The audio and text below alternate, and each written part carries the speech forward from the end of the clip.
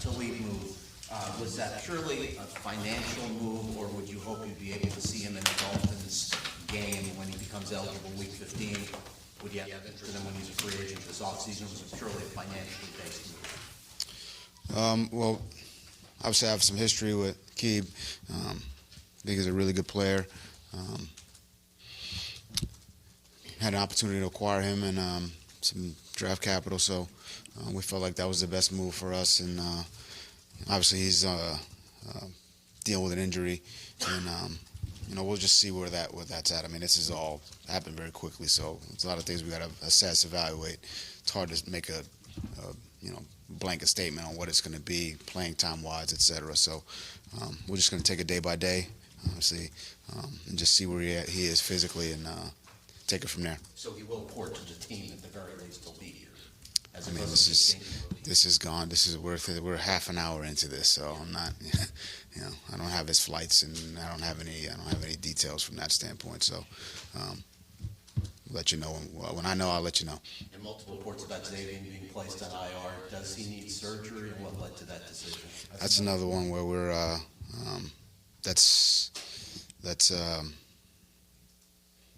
we're still doing the evaluations there and seeing where he is physically from a health standpoint. Again, it's unfortunate. He's obviously one of our top players, and you never want to see anybody get injured or deal with things. But and he's a tough kid, and I'm sure he'll bounce back. So we're still going through that process right now, figuring out where we are. I know you've been asked this before, Brian, but now, how concerned are you about long-term issues with him, with his knee problem? It's still very early, and look, injuries are part of the game. So I guess there's not too much concern from my standpoint. Look, he's young, he's tough, he's football's very important to him. People get dinged and deal with injuries on a year-to-year basis, and guys come back and they play and have successful careers. So no, not overly concerned. Just for me more than anything, I just feel I feel bad for the kid. I know he loves to play. I know he loves to compete. He loves to be out there with his teammates. So my concern's more for him than his long-term the long-term ability to play. Was the roster you've made with O'Leary purely because you needed a roster opening, or do plays like last night, obviously, where he couldn't hold out the ball, led to a pick, did that contribute to this decision? Oh, well, we claimed Xavier Crawford yesterday, so we needed a roster spot, and we just felt like we needed a roster spot, so we had to make a move, and we made the move with Nick, and that was the reason behind that. And you think you bringing up Myrick or adding another tight end, or do you think two would be enough at this point? Well, we only got 53 spots, so that was a 1-for-1. So if we make a move, we'd have to drop another player, and we'll see. Brian, watching the tape of last night's game, what were some of your takeaways? I think we started fast. I think we were ready to play it. It's a big stage and a tough environment, and I don't think it was too big for us. So that was good. I think at the end of the day in this league, it comes down to executing in critical moments. And I would say, like I talked last night, one of the big stats in this league is turnovers, and we lost that battle 4-1, and it was something I would say most teams, it's hard to overcome the turnover, losing the turnover battle in this league, and we're no different. So. Some good things. I thought we started fast. I thought, we made some plays early defensively. We just couldn't sustain it. Didn't play well in the second half, and I think turnovers were a big part of it. Brian, it looked like Baker might have had his best game of the year, might have been more involved in the plays than he's been all year. A, would you agree with that? And B, what did you see from him? Yeah, I think he flew around and played fast and was physical and tackled well, and did a lot of good things. I think he's definitely improving, getting better, taking on more of a leadership role week after week after week. and he played well last night. But the individual efforts, I think he'd even say that, they're great and we need good individual efforts, but we need more of a better team effort.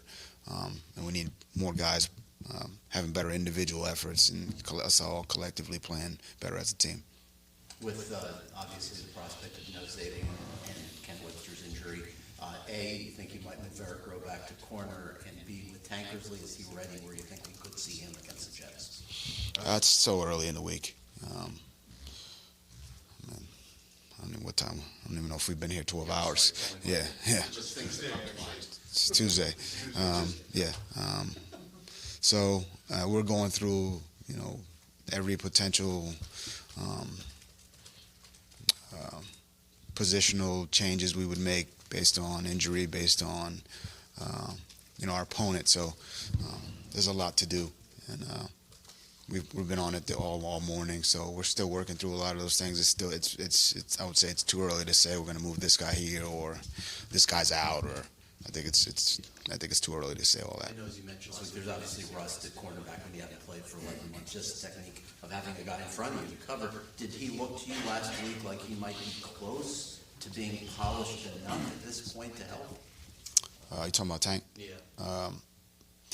Yeah, I think he definitely had a better week last week than he had in the previous week, and we'll see. We'll get out there again this week, and look, there's definitely going to be some opportunity, or potentially going to be some opportunity for him to come up, be active, and we'll just see how it plays out over the course of the week. It's too early to tell, whether we'll have a spot. So, again, to bring somebody up, we got to put somebody down. So, we'll see. We'll see how it goes. Looking at the film, their touchdown pass on the blitz at the end of the half, what did you see, Ron? I've been asked this a couple of times. And look, to me, look, if you want to win games in this league, you got to be aggressive. That's never going to change for me. So, we blitzed them. They made a play. That happens. I've been in games where we blitzed them, and I've been in big games where you blitz them and you make a play, and it's the right. Like, to me, if you're gonna win in this league, you got to be aggressive. Period. That's my style. I'm not gonna play conservative. That's always been kind of my MO. So that's not gonna change. So what I saw was we blitzed them. They ran a crossing route. We didn't tackle a guy. So. People say you live by the sword, you die by the sword, and I guess that's something people say. But for me, we're gonna be aggressive. That's the way this team's gonna play, and we're gonna go down swinging. Period. What do you think of Nkadici's first 15 defensive snaps as a Dolphin? I thought he played okay.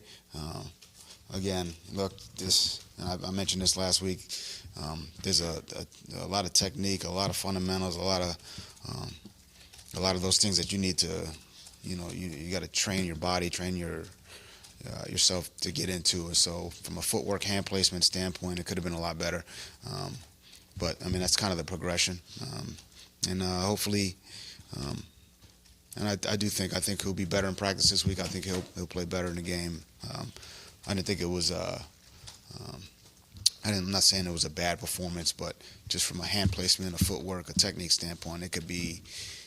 He looked rusty, which he's been out there 10 days, so 2 weeks, however long it's been. So that wasn't surprising.